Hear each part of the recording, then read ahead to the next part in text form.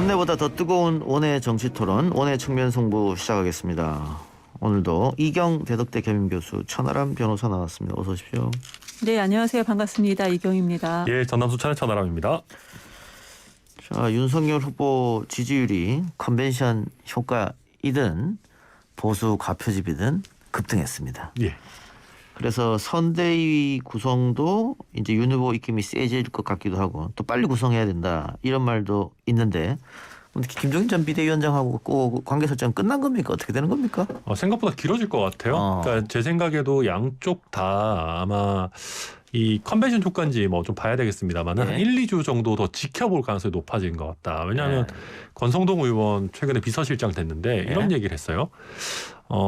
김종인 위원장이 뭐 전권을 달라고 한 적이 없다. 그리고 그 뭐 합의를 할 거냐 인선과 관련해서 김종인 위원장이랑 그랬더니 합의는 필요 없고 결정은 후보가 하는 거고 김종인 위원장이랑은 협의 정도를 하겠다라는 얘기를 했거든요. 이런 것들을 보면 쉽사리 김종인 위원장에게 전권을 줄 생각이 없는 것 같다라고 읽혀요.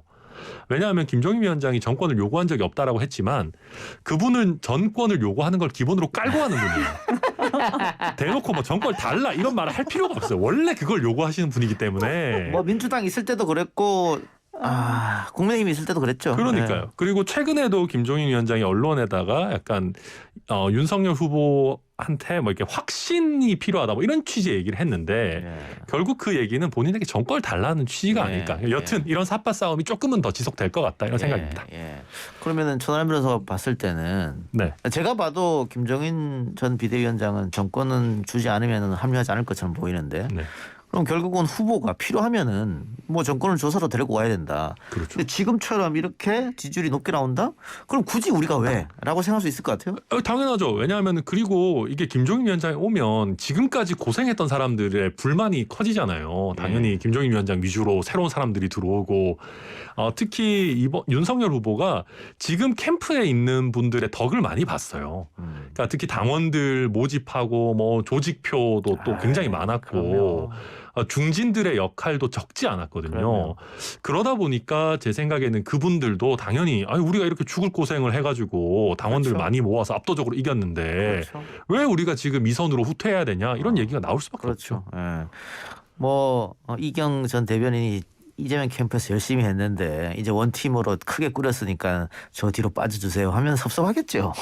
저는 지금 뭐 뒤로 빠져주세요 하지 않았는데 아직 끼지 못한 상황입니다. 지금. 정말 열심히 했거든요. 저 아직 못 껴 있습니다. 꼭 끼시기를 바라겠습니다. 그래요. 내가 지지율 얘기했는데 이번 주 지지율이 이렇게 차이 나는 건 어느 정도 예상됐던 겁니다. 그런데 다음 주도 만약 이렇게 가면 그거는 민주당 또 이재명 캠프 측에서도 심각하게 고려를 해봐야 될 것 같은데요. 그렇죠. 일부에서는 경선이 최근에 끝났기 때문에 아무래도 전화가 오면 이제 국민의힘을 지지하셨던 분들이 전화를 더 많이 열심히 받았을 것이다. 근데 이것도 정말로 길어야 이번 주까지만이에요. 그렇죠. 이 얘기를 만약에 다음 주, 그 다음 주에도 만약에 할 수밖에 없는 상황이 된다. 민주당은 아주 심각한 거죠, 지금. 그런데 다행히도 이런 부분을 어쩔 수 없이 방송에서는 일부 하기는 하지만 저희 내부에서는 알고 있습니다. 우리가 지금 절박하다. 우리가 그렇게 안일하게 대처할 때는 아니다. 그러면은 왜 지금 윤석열 후보가 정말로 이거는 어떻게 수준을 상상할 수 없을 정도의 망언을 많이 했음에도 불구하고 왜 그렇게 지지를 할까? 그 뒤에는 지지하는 것은 윤석열 지지자 뒤에는 이제 우리는 윤석열을 볼 것이 아니고 윤석열 후보를 볼 것이 아니고 그 지지자분들의 마음을 봐야 된다. 그것이 곧 국민의 마음이다. 정권 교체 열망 뭐 이런 겁니까? 그렇죠. 뭐 그런 것도 있을 거고 여러 또 이유가 있을 겁니다. 그런 부분을 저희가 내밀하게 지금 분석하고 파악하고자 하는 그 자세가 돼 있다는 것만으로도 지금 시작은 괜찮다라고 생각을 합니다. 죄송한 말씀이지만 너무 늦은 것 같아요. 이제 와서 정권 교체 열망 어떻게 바꾸겠습니까? 그러니까 왜냐하면 그러니까 이재명 후보가 진짜로 문재인 정부와 꽤 오래전부터 각을 세우고 친문 의원들 합류 이런 거 안 하고 단기 필마 형태로 예를 들면 경선을 돌파했었다. 그러면 모르겠는데 지금 뭐 국민들이 봐서 이제 와가지고 문재인 대통령이랑 각 세우게 한다? 저는 그건 오히려 더 더 안 좋게 배임망덕해 보일 것 같아요. 이재명이 당긴 필마로 그렇게 했으면 후보가 안 됐겠죠. 그렇죠. 네. 죄송한 네, 말씀이지만 처음에 시작했을 때만 해도 정권 교체 얘기는 계속 나왔었어요. 예, 예. 몇 달 전만 해도 윤석열 후보와 이재명 후보 간의 그 지지율이 거의 2배 이상 이재명 후보가 높았습니다. 뭐 그때는 정권 교체 열망이 없었습니까? 그때도 마찬가지로 예. 있었다. 그러니까 그 원인, 그 뒤에 왜 윤석열을 지지하니까 원인을 알아야 되는 알겠습니다. 것이고 그리고 또 아까 뭐 대장군입니다. 얘기를 하셨잖아요. 하이에나나 파리떼 이런 부분이 지금 그쪽 당에서 나온 얘기입니다. 서로 대표가 얘기했고 그리고 또 김종인 선대위원장이 했던 얘기예요. 그러니까 한마디로 이걸 누구를 대상으로 한 것입니까? 윤석열 후보 캠프에 있었던 분들 지금 뭐 주변에 있는 분들을 그렇게 얘기했거든요. 거기에서도 잡음이 상당히 예. 많이 나올 것이고 그것 또한 지지율에 영향을 미칠 알겠습니다. 것이다라고 생각합니다. 그러니까 이경 교수 말대로 갈등이나 잡음이 있을 가능성이 남아 있고 그거 농후해 보여요. 그리고 뭐 어쨌든 윤 후보가 경선 기간 중에 실언이나 망언을 많이 했잖아요. 그건 사실이니까. 네.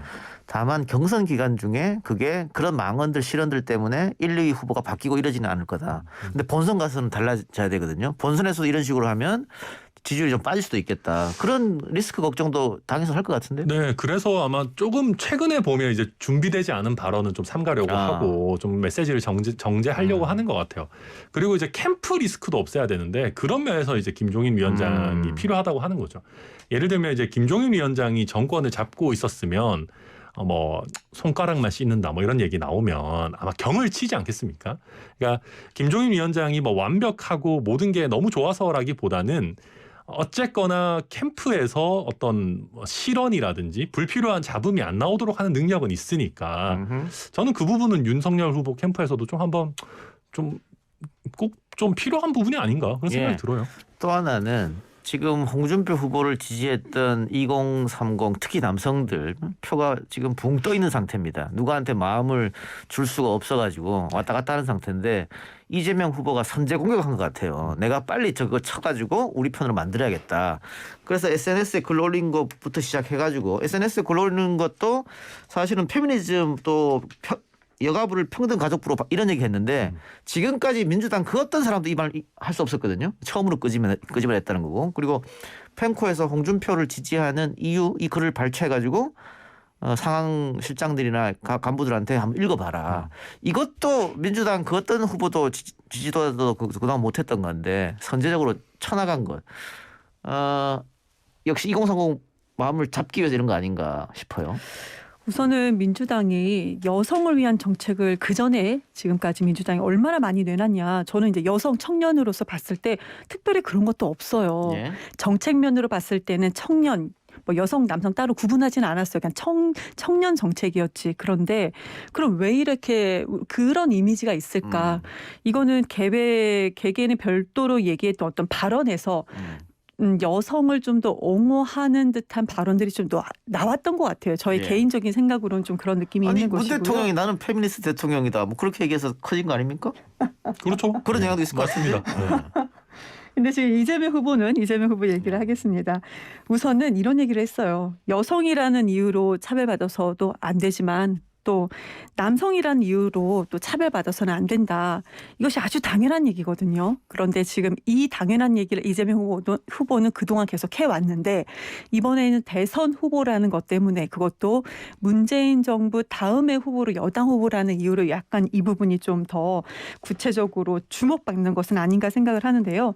기존에 여성 여가부가 예산이라든지 일을 보시면은 어차피 고용노동부라든지 보건복지부하고 같이 하는 다 정책이었어요. 예. 예산도 같이 나누는 거였고요.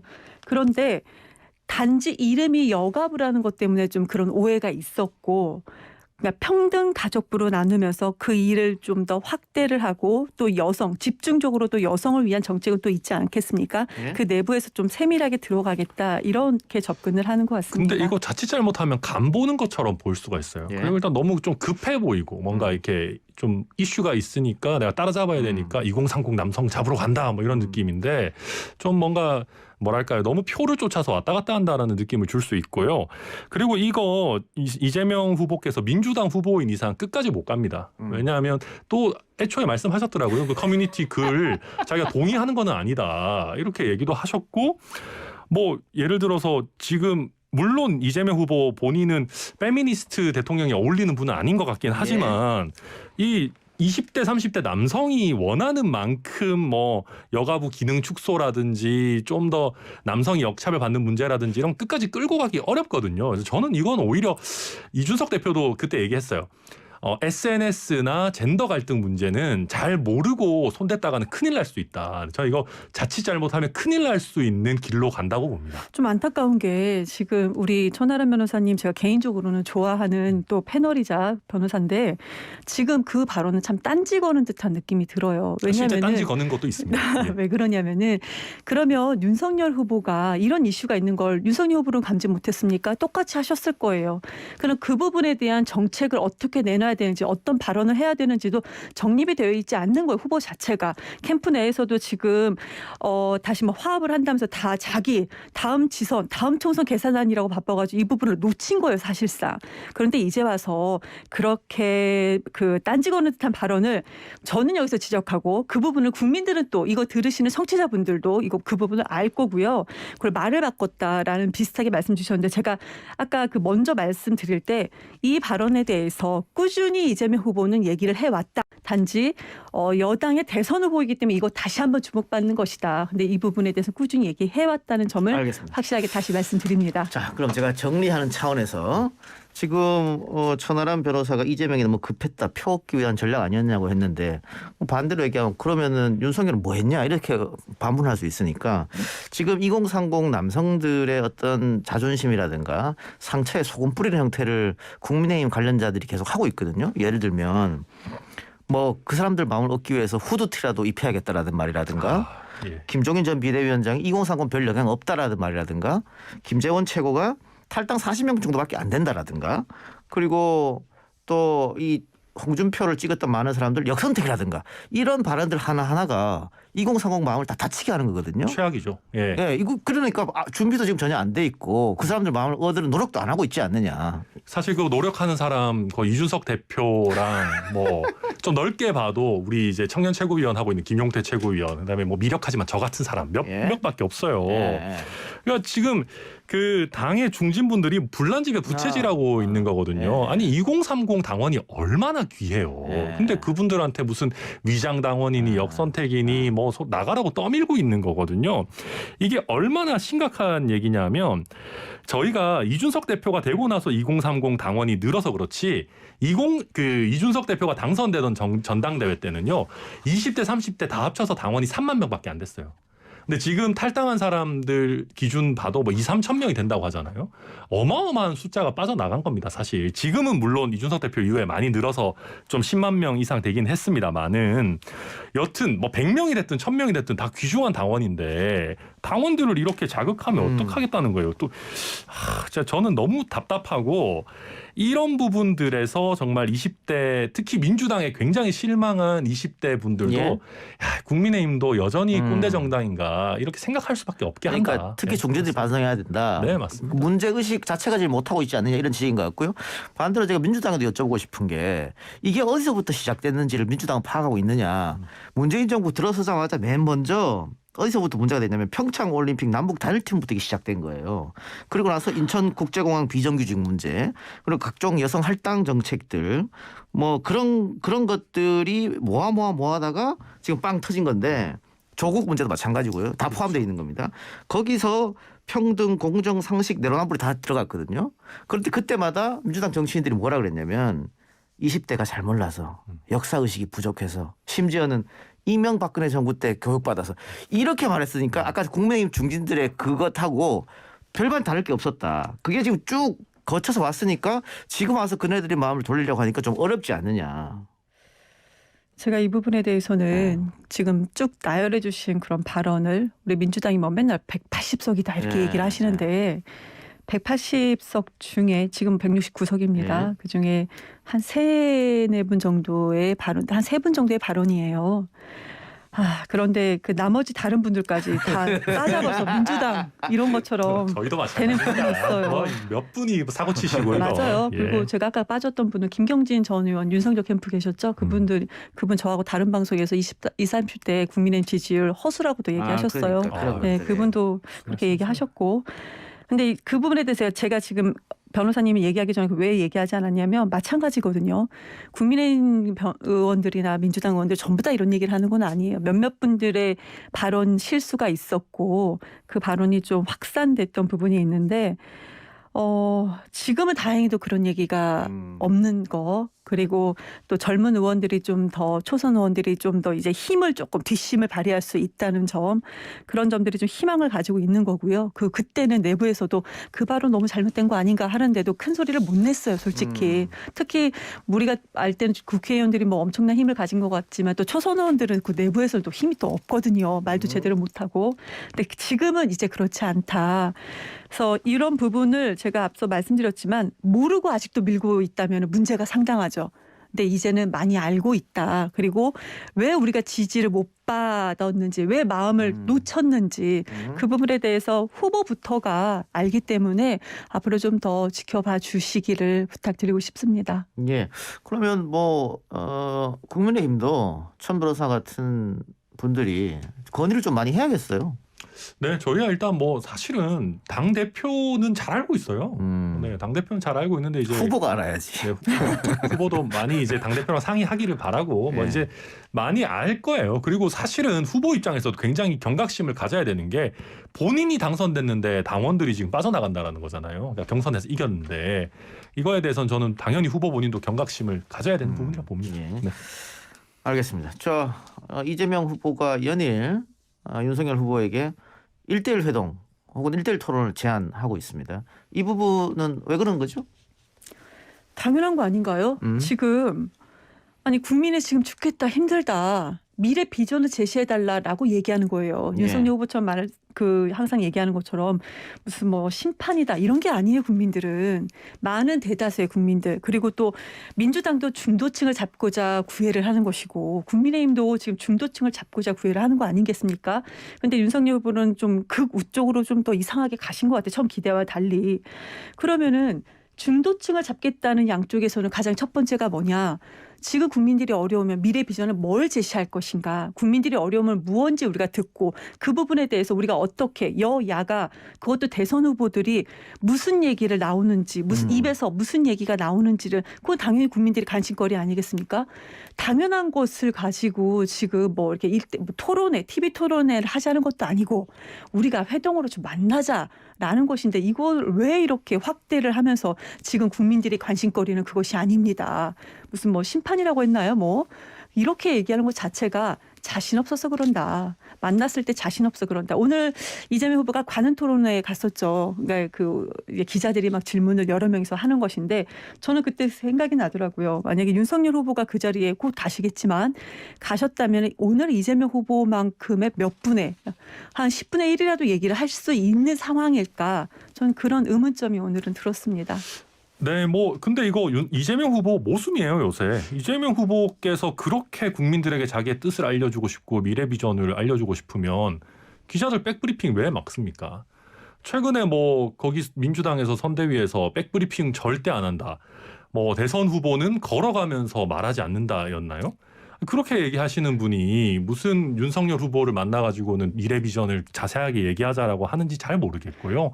특히 이제는 거대 양당의 대선 후보쯤 되면 이런 부분은 그냥 어디서 툭 던지듯이 얘기할 게 아니고 정말로 어떤 의제를 가지고 어떤 포맷으로 얘기를 할 건지를 미리 어느 정도 협의를 하고 말씀하셔야 되는데 너무 요즘 행보들이 가볍다.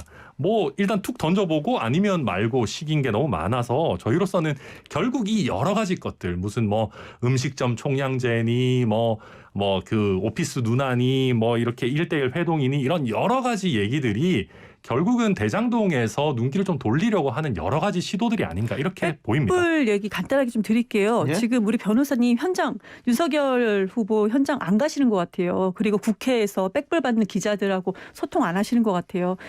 백불을 너무 안 한다라는 얘기가 가장 먼저 나왔던 게 윤석열 후보입니다. 그리고 백불 안 하는데 왜 현장에서 기자들한테 그러니까 면박을 주는 겁니다. 그 같이 수행했던 분들이 뭐 의원들인 거죠.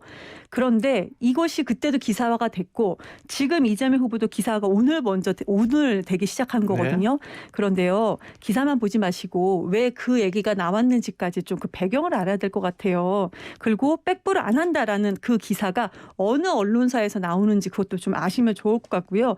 그리고 던진다고 말씀 주셨죠. 윤석열 후보도 네 좋습니다. 제발 정책 던졌으면 좋겠어요. 근데 윤석열 후보도 사실 정책 뭘 던지는 것도 되게 있습니까? 많이 발표하고 있어요. 아니 그게 뭘 그러니까 던져요 그게 도대체. 화제가 많이 안 돼서 그렇지 윤석열 왜 후보도 화제가 안 경선 될까요? 과정에서 기자들이 굉장히 많은 왜 정책을 그걸 화제를 안 내놨어요. 될까요? 그래요. 뭘 하나 던집니다. 그럼 추가로 질문을 좀 해요. 그 질문에 대한 후속적인 대답을 못 해요. 그래서 제가 기자들한테 물어봅니다. 아니 재원 마련 왜 그쪽 이재명 후보한테 재원 마련 그렇게 물어보면서 윤석열 후보한테 왜 재원 마련을 왜 안 물어보세요? 기자들 하는 얘기 뭔지 아십니까? 전부 다 대부분 다 그래요. 조선일보 기자도 그런 얘기를 했습니다. 뭐라고 했냐? 거기까지 바라면 안 되잖아요. 이겁니다. 그걸 좀 현장에서 아시면 더 일부 좋겠습니다. 기자들의 그런 얘기를 하실 거는 아닌 것 같고요. 최근에 윤석열 후보 보면 뭐 백불도 하고 뭐 이제 여러 지금 저희 토론회를 그렇게 많이 했는데 그 과정에서 다양한 의견을 많이 발표하고 윤석열 정책적인 후보 토론회에서는 많이 제가 내놨습니다. 기억나는 거는 이 소리밖에 저는 기억이 안 나요. 솔직히 정책면으로 꼼꼼하게 들어가면 제가 이 얘기를 왜 당당하게 할 수 있냐. 유튜브에서 검색만 해도 그 자료가 남아 있어요. 그러니까 할 수가 있는 알겠습니다. 것이고 일부 기자라고 하셨는데요. 정책이 그러니까 정책 기사 그러니까 사회부 기자가 있고 정체부 기자가 있는데 정치부 기자가 있는데 그 기자들 그거 다 추려집니다. 거기서 예. 나온 거예요. 자, 이제 1분밖에 안 남았으니까 두 분에 각각 30초씩 드리겠습니다. 이재명 후보가 지난주죠. 대구 서문시장 보수의 심장이라는 곳을 방문했고 오늘 윤석열 후보는 진보의 심장이라고 하는 광주에 가서 사과를 했습니다. 거기에 대해서 30초씩 총평 부탁드립니다. 천안 변호사. 네, 저부터 얘기 드리면 일단 가장 먼저 보수의 심장, 진보의 심장 이런 얘기를 안 했으면 좋겠습니다. 사실은 너무 그 이제 어떻게 보면 지역주의를 공고화하는 단어가 될 수 있다. 언제든지 우리는 국민의 마음이 바뀔 수 있다는 전제에서 정치를 해야 된다 생각하고요. 예? 윤석열 후보 오늘 광주를 찾았는데 뭐 다소 늦었지만 오늘이라도 방문해서 사과하고 이런 것들 잘 했다라고 보고 있고요.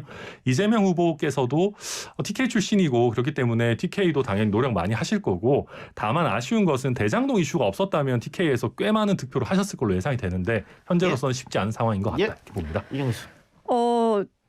윤석열 후보가 전두환 비석을 밟았나 기사를 찾아봤는데 기사가 안 나왔어요. 구묘역에 안 갔어요. 예. 그러니까요. 안 밟으려고 그쪽으로 안 간 거죠. 그때 상황을 그리고 보면 갈 수 그 있는 상황이 광주에서도 아니었습니다. 지금 그랬습니다. 뻔한 말 하지 말아라. 그럼 무엇을 어떻게 구체적으로 사과했으면 무엇을 어떻게 구체적으로 할 것인지 그러니까 그걸 좀 얘기해달라고 그랬고요. 그리고 대구 지역 뭐 보수 심장 이런 거 얘기하지 말라고 동의합니다. 그러나 대구의 광역의원이 민주당이 4석 국민의힘이 24석입니다. 기초단체장 민주당이 0이고요. 그쪽 국민의힘 7명입니다. 국회의원도 11명 전부 다 있어요. 그런 점이 있다는 거 말씀드릴게요. 알겠습니다. 오늘 두 말씀 여기서 마무리합니다. 지금까지 이경 교수, 천하람 변호사였습니다. 수고하셨습니다.